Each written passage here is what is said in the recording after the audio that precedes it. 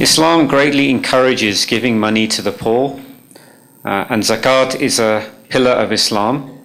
Charity is mentioned in the Quran and in the Sunnah, the practice of Prophet Muhammad, peace be upon him.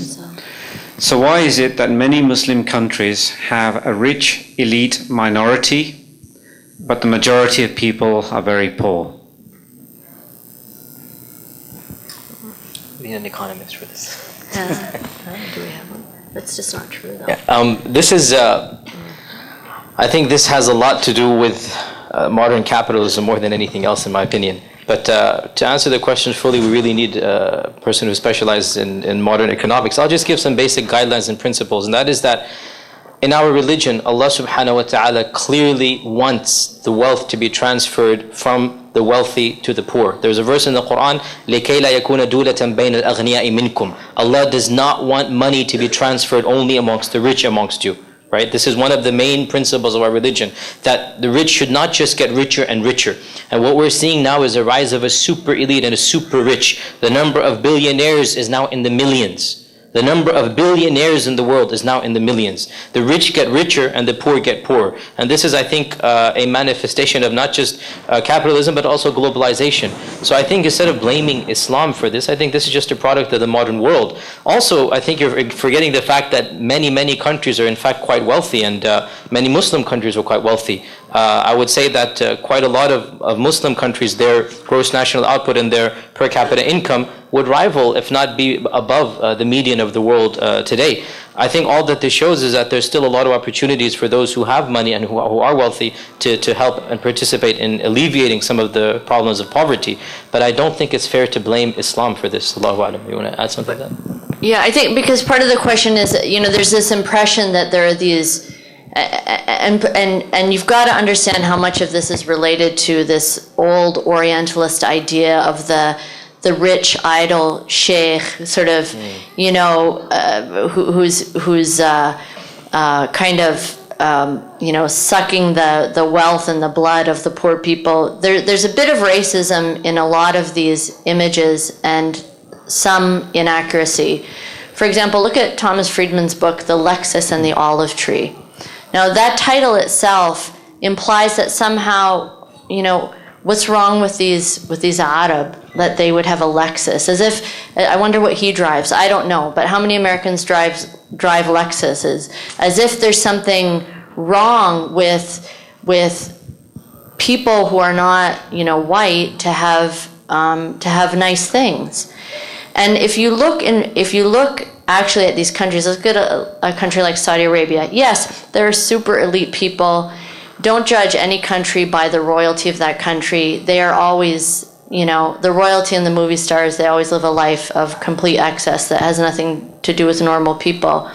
But there's universal health care, there's universal education. If you compare every Saudi, what they get back from the society, from the wealthy, I'm not saying it's I'd be the last person to say it's a perfect country, but if we take it as the country that's considered to be, the worst in sort of popular opinion, the people in that country live very well.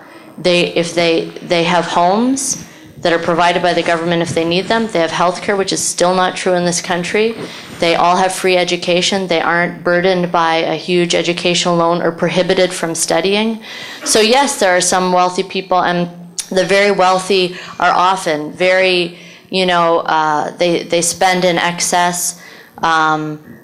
But there are also some very wealthy people who continually give and really give an awful lot. So I would say first compare the facts. I remember that seeing somewhere that in terms of the percent of foreign aid that's given by Saudi Arabia, for example, is something like 5%.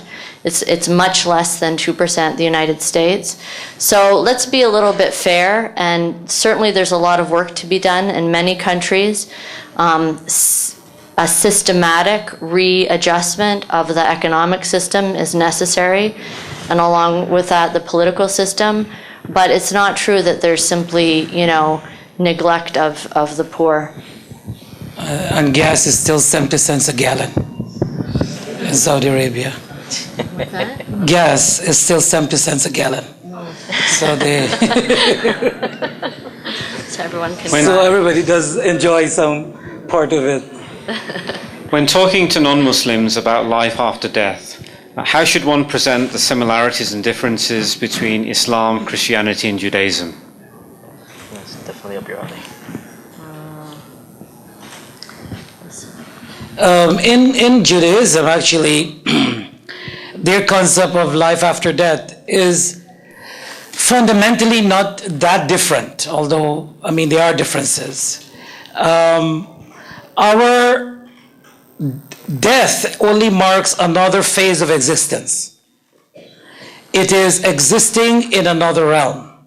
So here it is birth that brings us from that world of nothingness into this world. So birth marks the end of that period and usher a new period, in which we are in right now. And death marks the end of this life and brings us into a life called Hayat al-Barzakhiyah. It's another phase of existence. And then Judgment Day brings the end of that phase and into an eternal phase called the hereafter. So this is our phase of existence, these 4 stages. I think from what I've read and heard about Judaism, they do have some similar structure. Christianity varies a lot more, but in Judaism, especially at the time of death, returning back to God and so forth and so on. And what we try to let the person read the Shahada of La ilaha illallah Muhammadur Rasulullah before they pass away. They also have a statement or affirmation of faith that they try to let the dying person read before they pass away. So there is continuation of life, and I don't know, maybe one of the other scholars can give a lot more details as to the differences, but generally this is what Islam is about. I think this is a good topic to discuss with people of other faiths. I mean, rather than trying to interpret other people's faiths for them, or you yourself do the comparison. This is such a beautiful topic to have, an interfaith discussion on. Get together with people from other faiths in your community, and your job is to articulate as best as you can as a Muslim what you understand about life after death. What are you looking forward to? What do you hope for? And they can also talk about their perspective, and that way you can learn and share this beautiful view. Of course, we believe that, as Allah subhanahu wa ta'ala says, as God the Most High says, that it is as no eye has seen and no ear has heard. So it's something utterly like anything we can imagine. Yet we can understand by reading the Quran and hearing the descriptions of the Prophet Muhammad some of what at least we'll feel. We could get a little taste of what it might feel like when the Prophet Muhammad, peace be upon him, gave this beautiful image to his companions when they said, well, we see God. And he said, can you see, and this is a good time of the month to say this, can you see a full moon on a cloudless night? And they said, yes, of course. He said, and so you will see God. Now that doesn't mean that, God is like a moon or anything, but how do you feel when you look up on a beautiful cloudless night and see that shining white full moon? There's this sense of awe and wonderment. So it gives us a little sense of how we're going to feel, a sense of connection, a sense of awe, a sense of peace, tranquility, wholeness. So these things allow us, in our limited capacity as created beings, to have somewhat of a sense and anticipate things that we simply cannot imagine now because we're in a temporal realm. But at least it gives us hope, and it gives us a sense of joy and anticipation that it will be something, worth everything